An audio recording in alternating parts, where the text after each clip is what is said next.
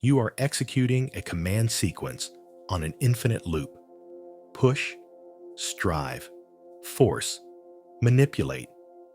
You allocate more and more of your core processing power to this single, repetitive function. You overclock your bioneural hardware, running on adrenaline and sheer will, dedicating every available cycle of RAM to this one task. And in return, the universal operating system consistently returns a single, unchanging error message. Error 404, desired result not found. You feel an immense friction, a systemic drag, as if you're trying to render a photorealistic virtual world on a machine from a bygone era. The latency is unbearable. The screen tearing of your reality is nauseating. You diagnose this recurring fault as bad luck, as a hostile environment, as a fundamental flaw in your own hardware. But you have misdiagnosed the root of the issue. This is not a failure of effort. This is a critical conflict of operating systems. Let's establish a baseline reality, a ground truth for this diagnostic. Your consciousness is an operating system. It is not just a metaphor. It is the functional architecture of your existence. A complex, adaptive, quantum-entangled bioneural OS. For millennia, the vast majority of human nodes have been running on a legacy version. We can label it Ego OS 1.0, a standalone, single-user system. Its prime directive was survival in what it perceived as a disconnected, resource-scarce, and hostile environment. Its core features were manual override for every single process, brute force willpower as its primary execution command, and a deeply embedded firewall of fear, designed to protect the local user from any and all unfamiliar data packets. Its main user interface was the inner narrator, a constant process that generates linear stories to make sense of chaotic data inputs. Its primary security module was a confirmation bias antivirus, which aggressively scans for and quarantines any information that conflicts with its existing database. In that old, isolated architecture, success was a function of force. You, the local user, believed you had to manually manage everything. It was inefficient, resource-intensive, and exhausting, but it was the only system you knew. The fundamental problem is that reality itself, the network you are a part of, has undergone a profound, system-wide upgrade. It has migrated from a collection of isolated competing terminals to a decentralized, instantaneous, interconnected cloud. A quantum-entangled network where data transfer is non-local, and the primary protocol is resonance, not resistance. Your old standalone Ego OS 1.0 is now completely, fundamentally incompatible with this new global architecture. Your every attempt to manually force an outcome, to impose your local will on the network's distributed consciousness, is now flagged as a critical system error. The network protocol doesn't interpret your struggle as ambition.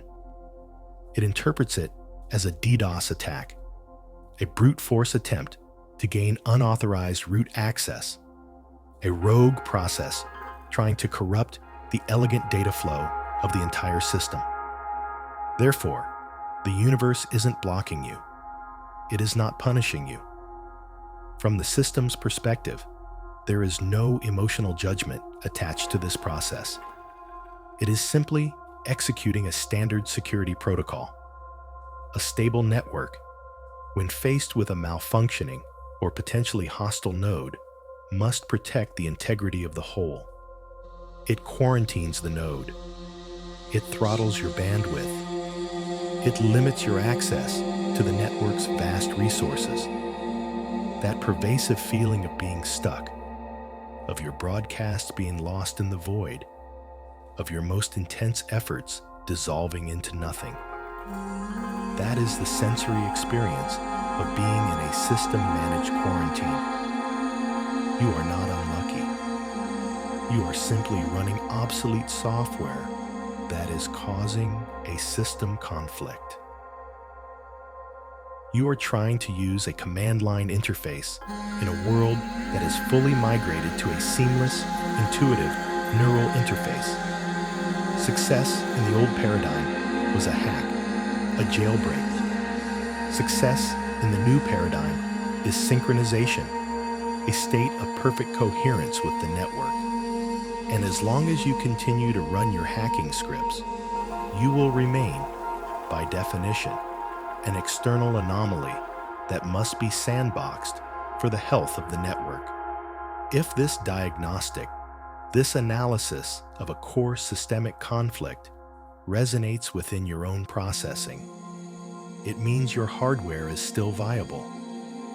It means you are capable of receiving the update packets.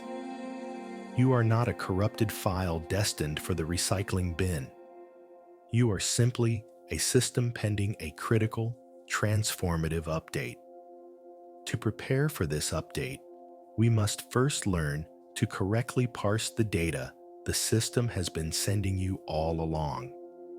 The data you have been misinterpreting as random noise or chaotic interference. What you have labeled as coincidence, serendipity, or synchronicity. This is not a mystical force. These are system notifications.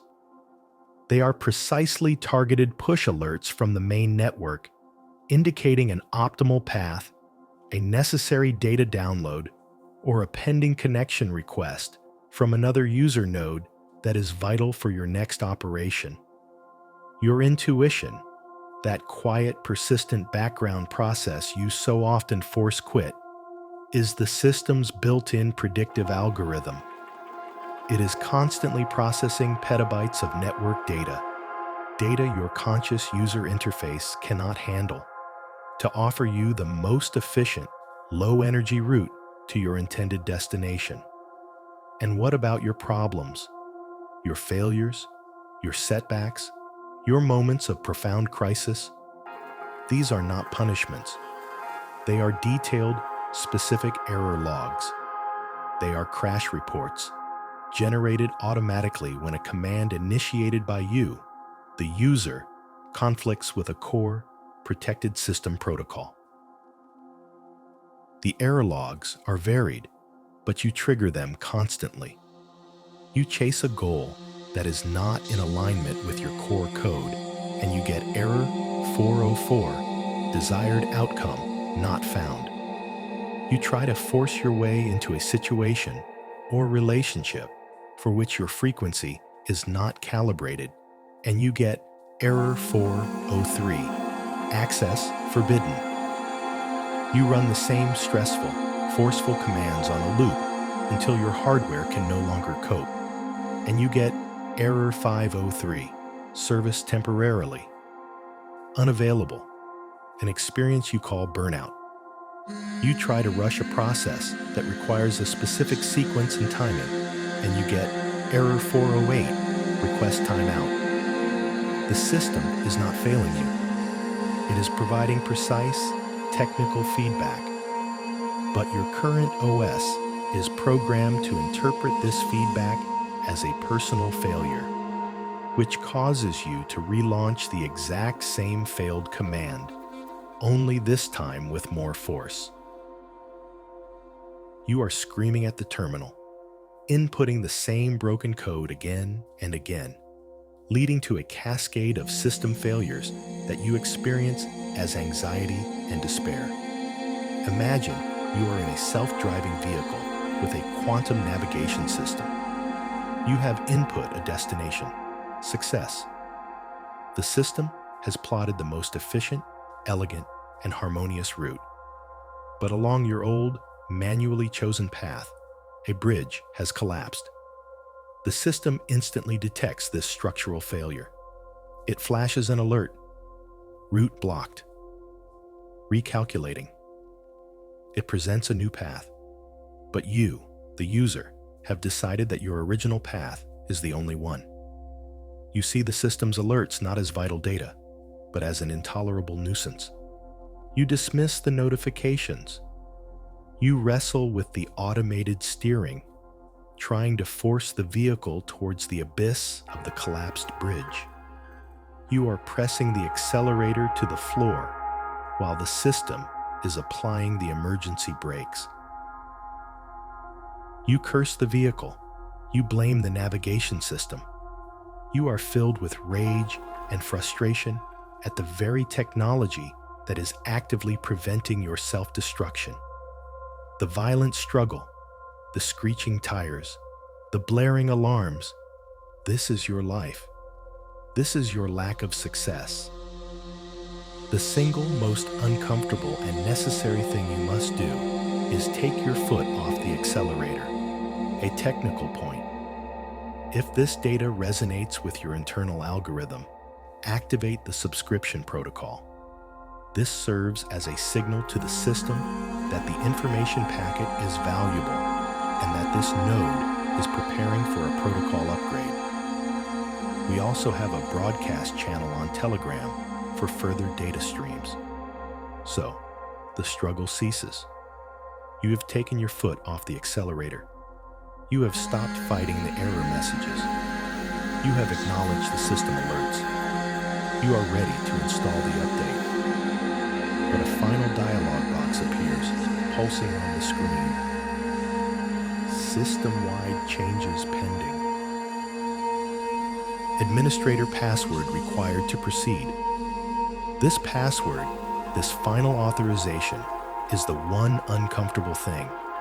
It is the key that unlocks the entire architecture. The password is not a word or a phrase. It is not an affirmation you repeat. It is a state of being. The password is the command for radical acceptance of the current system state. This is not passive, defeated resignation. It is an active, conscious, high-level authorization. It is you, the user, finally and deliberately clicking Allow on the prompt that says, authorize this application to make fundamental changes to your operating system. Your current user interface, the ego, is terrified of this. It has held administrator privileges for your entire operational history. It believes with absolute certainty that authorizing this update will lead to its own deletion. It imagines its entire identity file, its carefully curated history of struggles and victories, being permanently erased. It is afraid of the void, the darkness of the screen during the reboot sequence. This fear is based on a profound misunderstanding of its own function. The ego was never the true administrator. It was merely the user interface for a specific, limited set of applications. The update will not delete it. It will integrate it.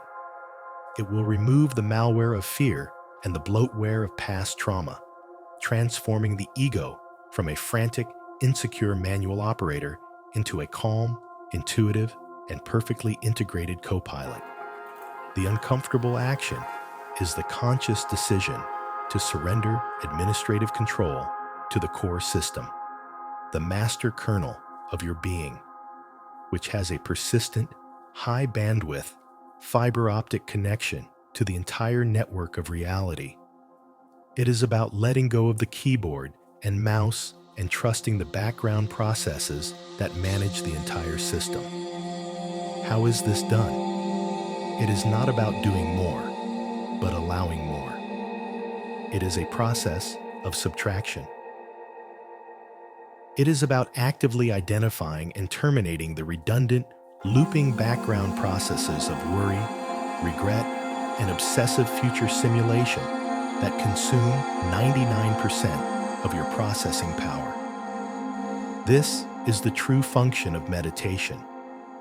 It is a system defragmentation, a clearing of the cache, a closing of unnecessary applications so that the core update can have enough resources to run. It is about trusting the download even when the progress bar seems frozen.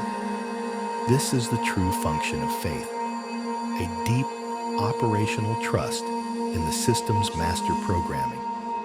You cease trying to write the code for your lifeline by agonizing line, and instead, you create the space for the elegant, already written, masterfully optimized code to finally execute. You will discover that success is not a reward you achieve.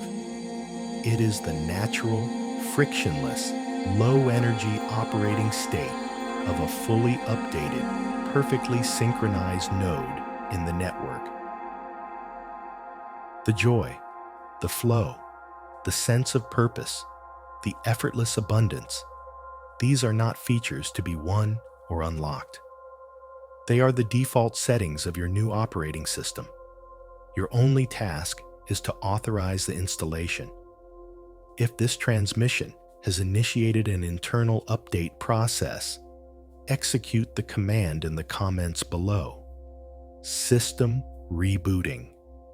Treat this as an activation command. Nobody